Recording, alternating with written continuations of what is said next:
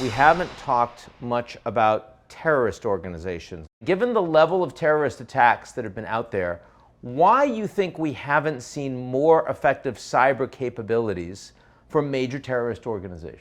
Yeah, it's interesting. You know, my last job before I went to Morgan Stanley was as Senior Director for Counterterrorism at the NSC. And this was during 2013 to 2016. So this was the rise of ISIS, all of the attacks around the world. And it was a question we often wondered. There were low-level attacks, things like doxing, so taking names and putting them out publicly and threatening to go knock on their door and create, physical harm. But we have actually not seen any sort of development by terrorists of significant cyber capabilities. And so when I think about the schema for what I worry about on the landscape, I worry about nation states because they are the most sophisticated, they are the most well-resourced. I worry about cyber criminals because they have actually been able to raise their game significantly over the past couple years, and they've made it easier because a lot of these as-a-service tools, like ransomware as a service, are much more widely available. So sadly, that ecosystem has been democratized. You have hacktivists, and we've seen a bit of that with the defacements and the distributed denial of service. And then you have cyber terrorism.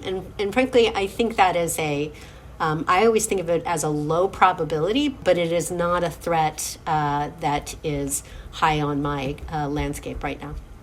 To state the obvious, it's incredibly difficult to be able to verify whether somebody is developing or the amount of cyber weapons that they have in the way that we could actually verify nuclear capabilities and come together and have an agreement on a treaty. In some ways, it's even complicated, although I do think we're getting better at this, to attribute a cyber attack. But again, in terms of developing these capabilities, you're exactly right. There's dozens of nations now that have developed what we call offensive. That's sort of point one. Point two is these types of capabilities may start out for things like collecting intelligence, which is lawful in many cases, but then they can be used for destructive or disruptive purposes, which you certainly wouldn't want, particularly if it was against critical infrastructure or against